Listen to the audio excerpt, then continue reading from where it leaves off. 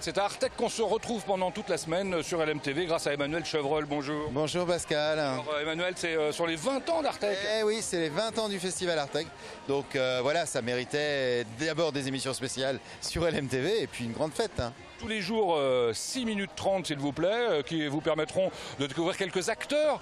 Pas tous évidemment, parce qu'ils sont particulièrement nombreux. Ah bah ils sont nombreux, il y a effectivement aujourd'hui c'est le jour des lycées et des collèges, demain des primaires, après évidemment des étudiants de la Coupe de France et de Robo, la Coupe internationale, et puis les artistes qui viennent tous les soirs, etc. Donc il y a du monde quoi. C'est bon. Et alors de la musique, des couleurs comme vous pouvez le constater, une ambiance incroyable. C'est bon enfant cela dit. Oui, c'est très bon. Et je disais plein de bénévoles aussi parce qu'il y a quand même beaucoup de bénévoles pour faire marcher la machine quand même, faire tourner la machine.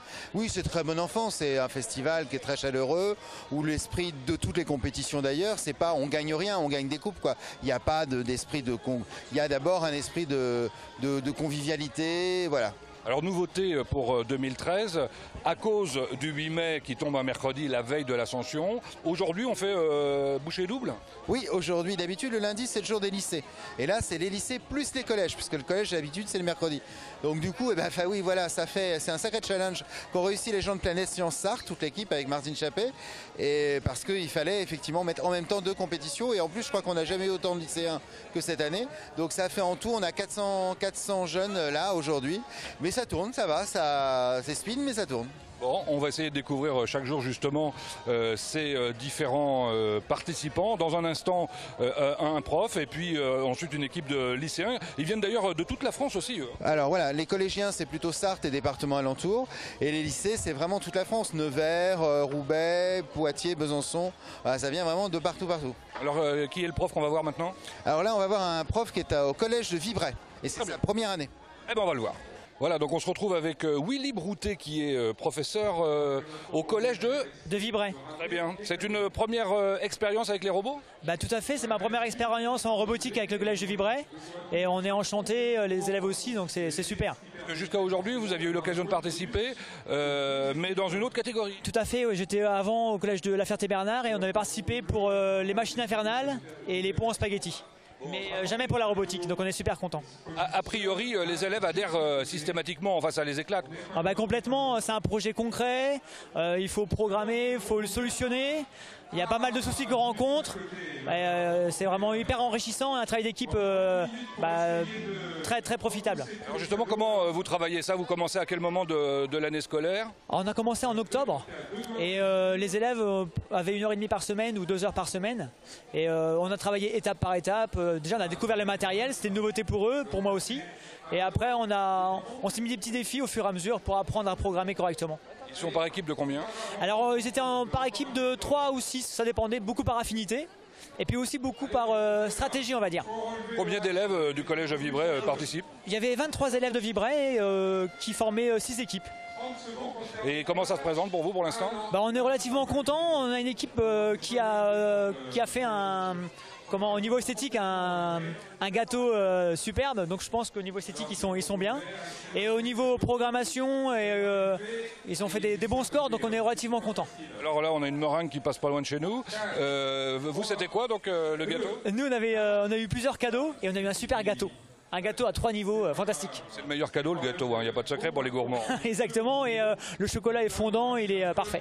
Bon, en tout cas l'ambiance est visiblement très sympa et c'est vrai que pour les élèves ça doit être un moment assez magique. Il y a des photos qui sont faites, des souvenirs. Tout à fait, et puis je pense que ça leur ouvre beaucoup l'esprit pour l'an prochain, pour continuer au lycée. Donc c'est très bien. Merci Willy. Je vous remercie, bonne journée à vous. Allez, on va découvrir une équipe en jaune maintenant. Je suis avec Antoine Sambourin, bonjour. Bonjour. Tu es étudiant lycéen, où ça? Lycée Louis Armand de Poitiers. À Poitiers, et en première S, matheux quoi. C'est ça. Et il faut être matheux pour faire ce genre de truc? Un peu ouais, pour le programme et toute la construction du robot. Bon alors c'est une première pour l'équipe en jaune je disais, hein. Les gens de Poitiers sont en jaune, il y a plusieurs équipes d'ailleurs. Ouais, nous on est tous en jaune ouais. C'est une première? Ouais. C'est une première. Et alors comment ça s'est passé? Le prof en début d'année vous a proposé ce challenge? Oui, c'était en fin d'année donc on a tous accepté. Hein. Et comme le lycée Louis Armand a l'habitude de venir ici, on a relevé le défi. Bon, vous saviez que c'était pas si compliqué et alors vraiment relever le défi ça veut dire quoi? Ça veut dire bosser, ça veut dire y consacrer beaucoup d'énergie? C'est ça et essayer de ramener un prix. d'essayer de ramener un prix et d'être sur le podium à la fin. Alors on a vu qu'évidemment il y a plusieurs notes qui sont attribuées, il y a la technique mais il y a aussi l'esthétique. C'est ça, ouais. Donc, et alors c'est quoi cette demi-voiture? Bah nous en fait on a plus misé sur la performance parce qu'on a eu des petites difficultés pour faire le design.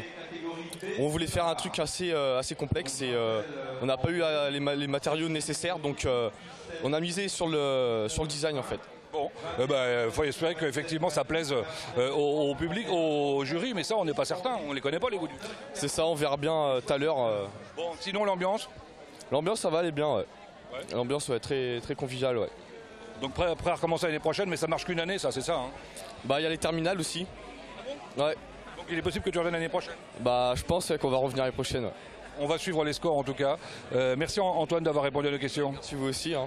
Ah décidément Emmanuel, j'étais jamais venu une première fois, ça marche fort dès le début de la semaine. Faire venir.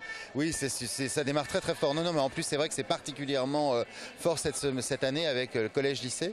Et ça démarre très fort, ouais. Bien, puis pour l'instant les délais sont tenus, c'est formidable. Et puis tout le monde est motivé, vous l'avez vu, nous aussi. Alors on se donne rendez-vous demain pour découvrir cette fois-ci les écoles primaires.